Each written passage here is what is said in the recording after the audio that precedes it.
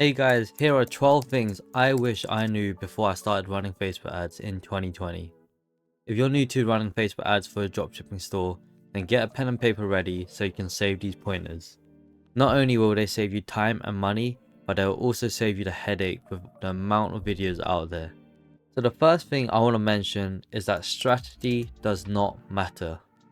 You're probably feeling overwhelmed after watching a ton of videos on how to run meta ads, and I'm here to tell you guys that the strategy you choose does not matter. There are many strategies out there and many YouTubers raving about different strategies, but really guys, it's just a game of testing what works for your ad account and products. You want to test both ABO and CBO campaigns and see which one works for your ad account.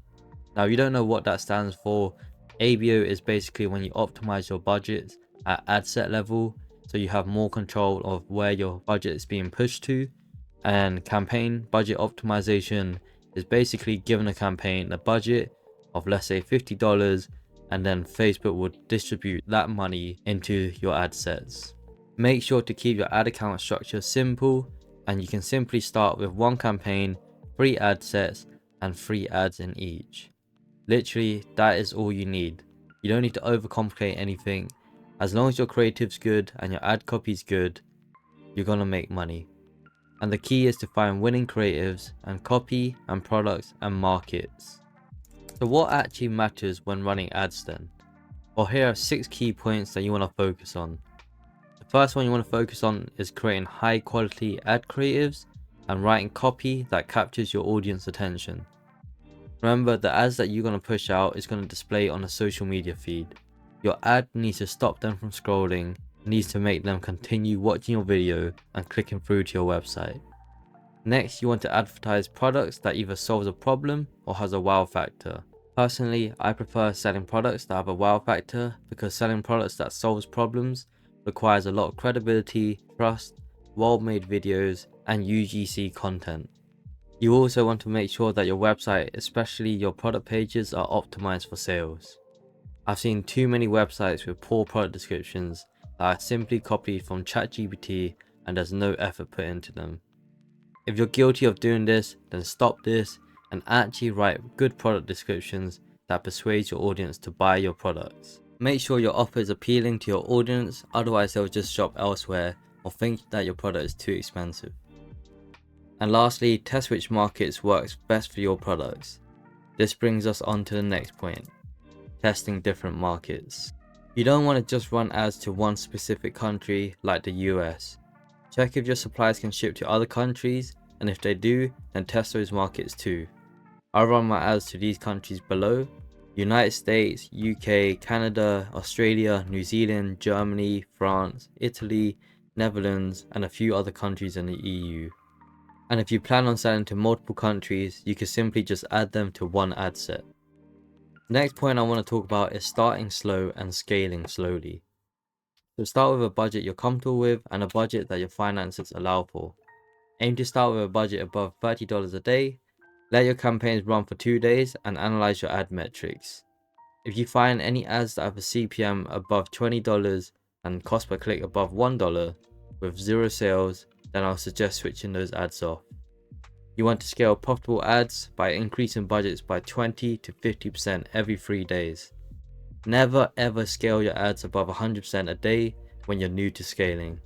You also want to keep in mind of your cash flow and possible payment holds when scaling your ads. The reason for this is because your ads may not bring in any sales after increasing the budgets, and this is common when scaling budgets. The next point I want to talk about is stop touching your ads every hour of the day.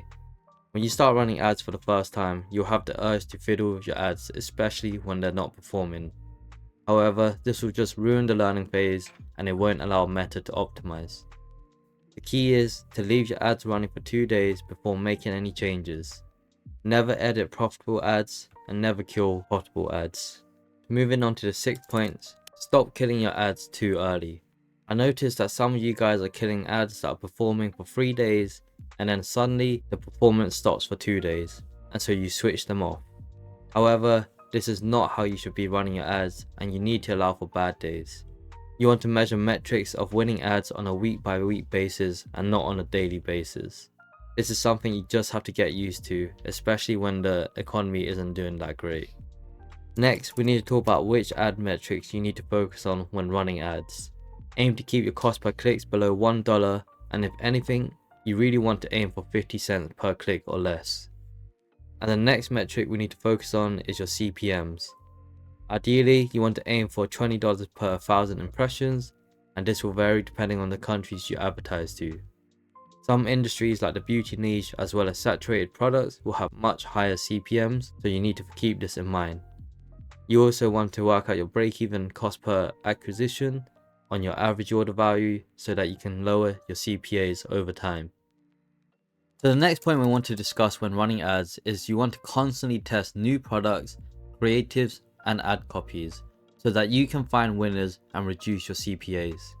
You want to find new ideas, angles, and inspiration for your ads by looking at your competitors' ads using the Facebook ad library.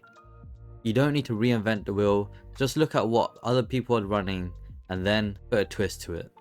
And once you find winning creatives, you want to test these winning creatives with different ad copies. And the same goes for when you find winning ad copies, you want to test different videos and images with that ad copy. And then you want to test winning ads with different interests and markets. If you're selling a problem-solving product, then video ads will perform much better than carousel and image ads. Of course, your videos will need to be scripted and mention the problems that your products solve or how it makes the customers feel. And if you're selling a wow factor product, then dynamic carousel and image ads works just fine, especially if you're running a niche store. So we have 4 more points to get through, but you want to hear it all as it will save you time and money on ads. So for our 9th point, you want to make sure you're keeping up with the times. If you watched a video 6 months ago about meta ads, it's likely outdated as they're constantly updating the algorithm and system.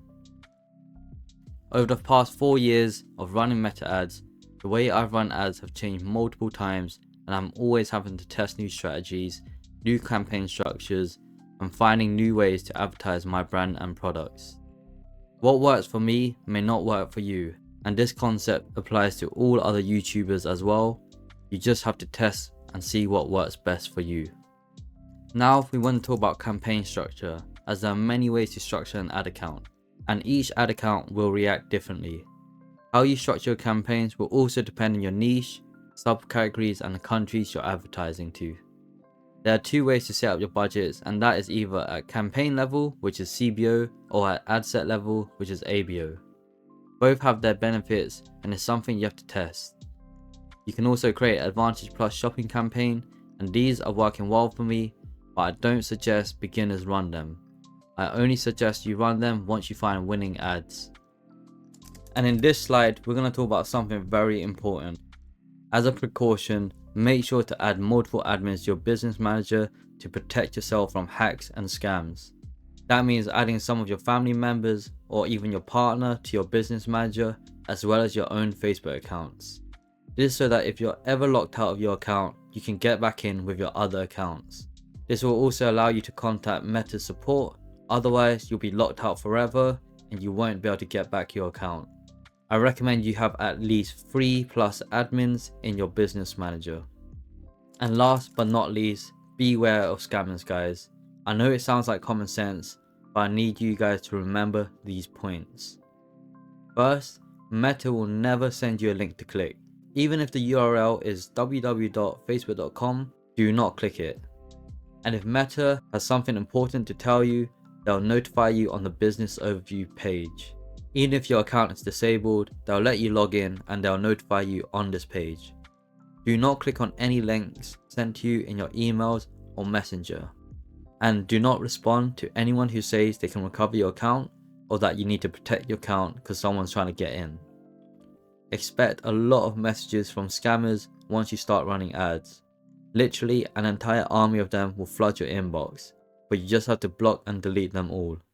And if you've been hacked and locked out of your account, notify any connected bank accounts and tell them to block any transactions from Facebook and Meta so that the hacker cannot run any ads using your credit cards. So thanks for watching, guys. I hope you found this video helpful and valuable. If you did, smash that like button and subscribe to my channel for more. Peace.